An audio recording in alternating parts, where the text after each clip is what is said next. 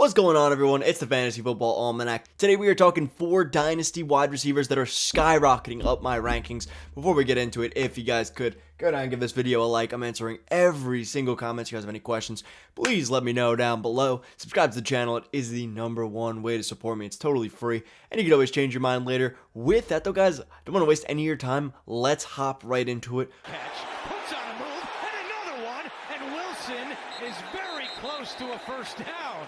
First guy I want to talk about is Garrett Wilson. Garrett Wilson, somebody skyrocketing up my rankings, especially post Aaron Rodgers trade. Yes, he probably only has Aaron Rodgers for a year or two of prominent success left, but at the same time, a year or two of prominent success with one of the best quarterbacks of all time, somebody who supported phenomenal wide receivers in years past. I mean, look at the seasons DeVonta Adams has had year in and year out with very above average touchdown rates. We should expect that from Garrett Wilson as well out the gate, especially considering Garrett Wilson had over 1,100 yards with the combination of Mike White, Wash Joe Flacco, and Zach Wilson at quarterback. This is one of the most massive upgrades at the quarterback position for any wide receiver, especially a top 10 wide receiver.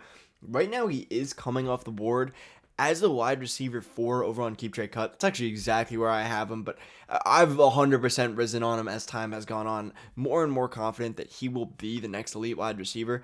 Also, not even to mention the fact that the Jets really don't have much else at wide receiver.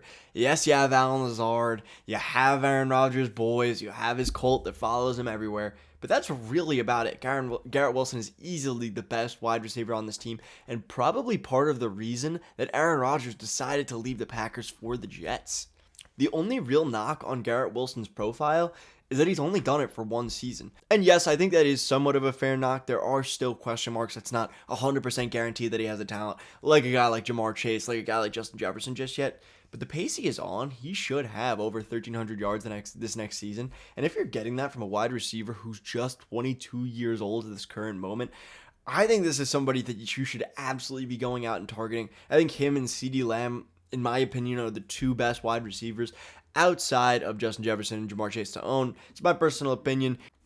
Either way, let's move on to my next wide receiver, and that is Jerry Jeudy. Going deep, he's got Jeudy inside the 15. Jerry Jeudy, somebody right now who's only 24 years old, had a great breakout this last season despite the dysfunctional organization that was the Denver Broncos, and yet he's going behind players that I think just simply provide less value on a yearly basis than Jerry Jeudy would. He's going behind Brandon Ayuk, going behind Michael Pittman. I would significantly prefer Jerry Jeudy to Michael Pittman. That's why he is the guy that's skyrocketing up my rankings. I think Jerry Jeudy is a really good player, and despite only playing 15 games this past season, had almost 1,000 receiving yards, and despite everything that went wrong for the Denver Broncos. I mean, we remember Nathaniel Hackett being one of the worst head coaches we've ever seen. We remember Russell Wilson playing terrible throughout the entire season. We remember this O-line being terrible. Javonte Williams going down for the season. And through all that turmoil, Jerry Jeudy was still able to have basically 1,000 yards despite, again, missing 2 games.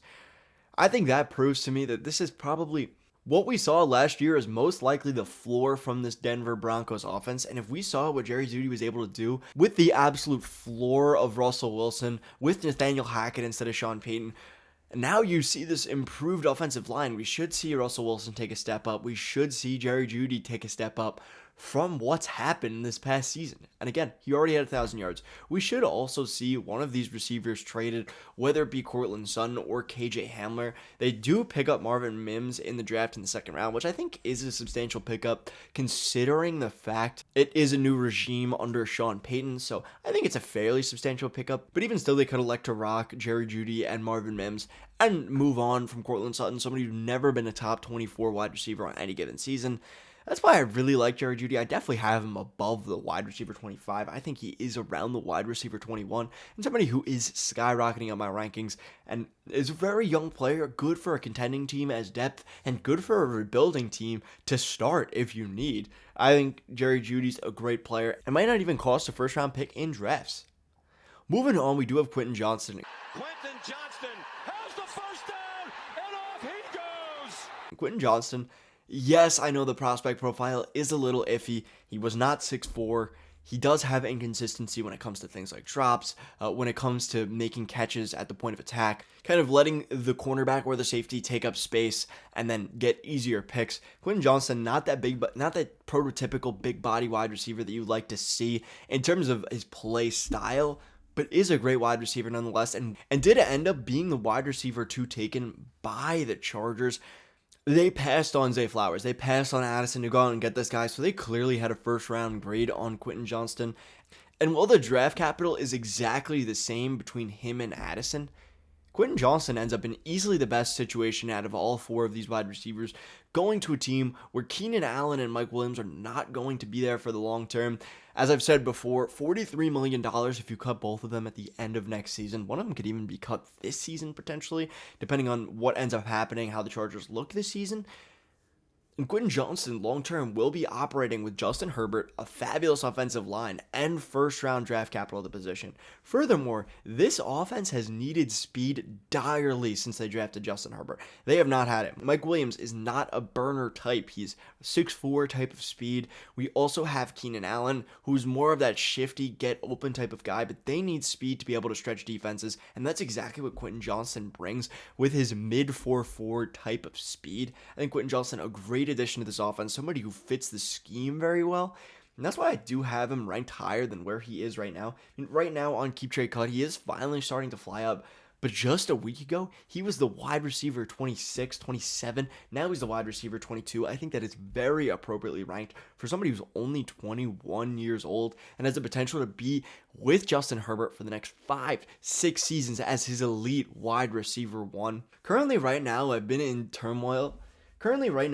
debate between Quentin Johnston and Jordan Addison, flipping back and forth day by day. The thing is, right now, Jordan Addison is coming off the board as a wide receiver 17, Quentin Johnston the wide receiver 22. Much more undervalued type of player when I pretty much consider them essentially the same in terms of their value. So I really like Quentin Johnston, somebody who could easily bust to the NFL level. His floor is very low, but his ceiling is one of the best wide receivers in all of football. And in my opinion, it is much better to try and take the shot on somebody that's going to be great rather than a floor player for the most part. So that's why I like Quentin Johnston here. Either way, though, let's move on to my last player, and that is Ceedee Lamb. 4-man rush. Prescott going deep. Has Lamb. He's got it. And the spin. Ceedee Lamb, somebody who is a phenomenal wide receiver in his own right, and yet right now over on Keep Trade Cut is the wide receiver 5 on Dynasty rankings, which I could understand somewhat. It is fine. I could understand people wanting Garrett Wilson and A.J. Brown over Ceedee Lamb, but I think Ceedee Lamb is just the type of wide receiver that I personally love as a player, somebody who is a yards after the catch machine, somebody who is by far the number 1 target in their offense, whereas with a guy like A.J. Brown, you do have DeVonta Smith potentially eating into the workload long term. Ceedee Lamb has built rapport with Dak Prescott every single season, and not only that, he's gotten better every single season, going from 900 yards his rookie year to 1,100 his sophomore year to now over 1,300 in his third year. And he had 1,300 yards despite the fact that we had Cooper Rush in this offense for 5 games last season. Dak Prescott only played 12 games. And when Dak Prescott returned in week 7, Ceedee Lamb was the wide receiver 3 in all of fantasy football from week 7 to the end of the season, only behind Justin Jefferson and Davante Adams. And yet right now over on Underdog Fantasy, he's coming off as the wide receiver 8, below ADP of where he was last year. I think Ceedee Lamb is a great buy in pretty much all formats.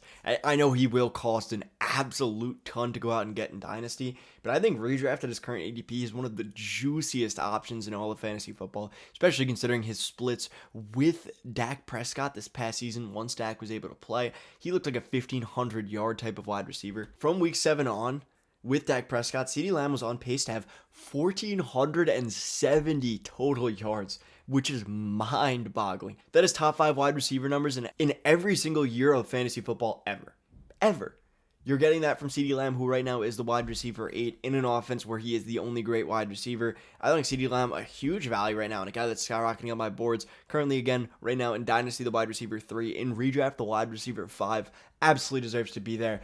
Anyways, that's going to be it from me. Hope you did enjoy the video. If you did, again, go smash that like button. Leave a comment. I am answering every single question, so if you guys have any questions related to fantasy, Dynasty, trades, anything, please let me know down below. And subscribe to the channel. It is the #1 way to support me. It's totally free. You can always change your mind later. With that though, guys, click the videos on my face if you would like to watch more. And as always, have a good day, a good night, and a good life.